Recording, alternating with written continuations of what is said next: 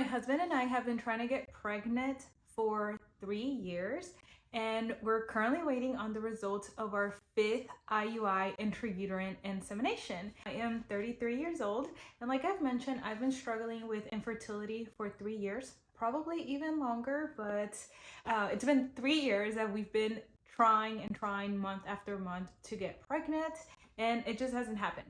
So this year we started seeing a fertility doctor, and we decided to go with intrauterine insemination.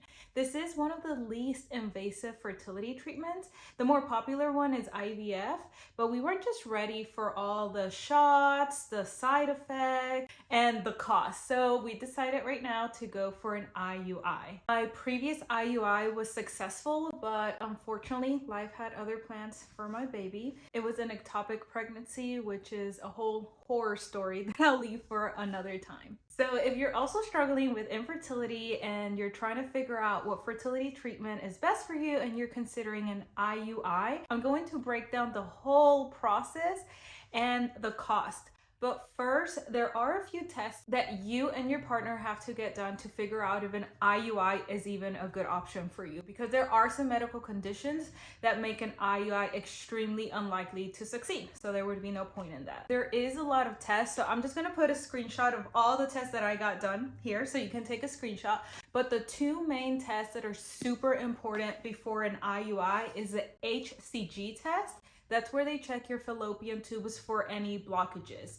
They're gonna put ink through your tubes while you're under x-ray, and they'll be watching the ink go through the tubes to see if there are any blockages, because if there are, an IUI will not work. And the other test that I see so many people skip, but it's so important, is a semen analysis. So in an IUI, what they do is they insert the sperm into the uterus. It is not a fertilized egg. The semen still needs to travel to fertilize the egg. And if it's not healthy, it's not gonna make it. Okay, so now going into the actual IUI process.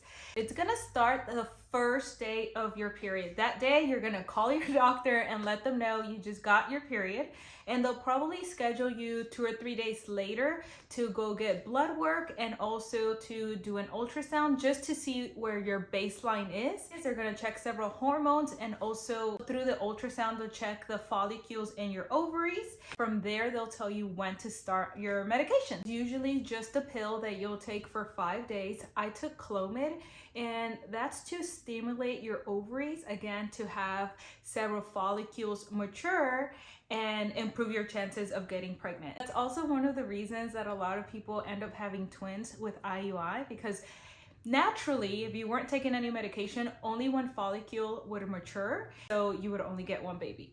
But with an IUI, since multiple follicles are maturing, then that increases the chances of getting twins. And that's one of the most important reasons that you need to be monitoring the whole process with your fertility doctor, because if for some reason you're super sensitive to the medication, and let's say 5 or 10 follicles mature, that would be way too dangerous to do the IUI, because you wouldn't be able to actually carry all the baby. So like I said, I took Clomid for 5 days.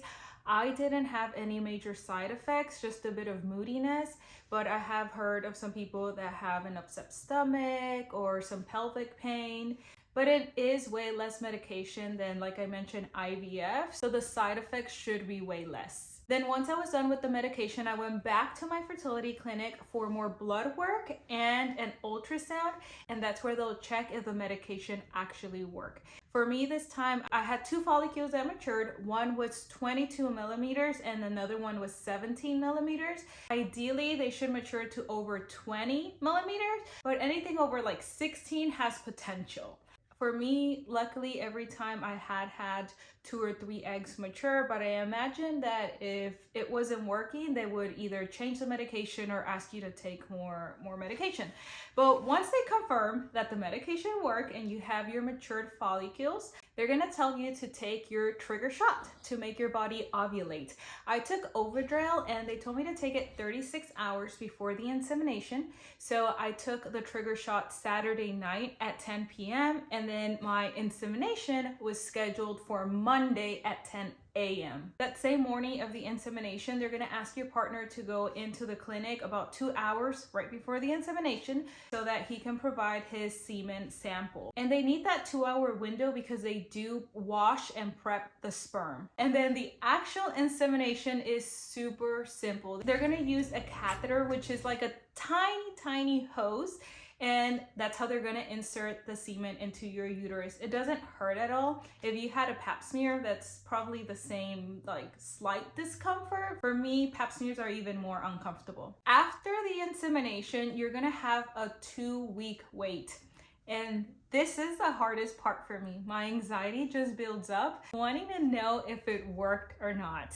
But other than that, with the medications, a shot, and all the IUI process, I would say it's pretty simple. Okay, so now let's go into the cost of an IUI, and I'm also gonna share some tips to help you save money because we all know that infertility is not cheap. On average, an IUI is around $2,000, just depending on the clinic that you go to. It might be a bit higher or slightly lower. But just to clarify, when I say $2,000, this includes your office visits, your ultrasounds, blood work, the semen analysis, the actual insemination, and all the monitoring that they have to do. Not just the day of the insemination, but the entire process, even the medication. Okay, but here's the kicker. Just like any fertility treatment, there's no guarantee that it will work on the first try. So one of the biggest lessons that I learned to help me save money on my fertility treatments is to start them at the beginning of the year. Because if you are using your health insurance, you're very likely to meet your deductible at the beginning of the year. That way, if you need additional treatments, they should already be covered.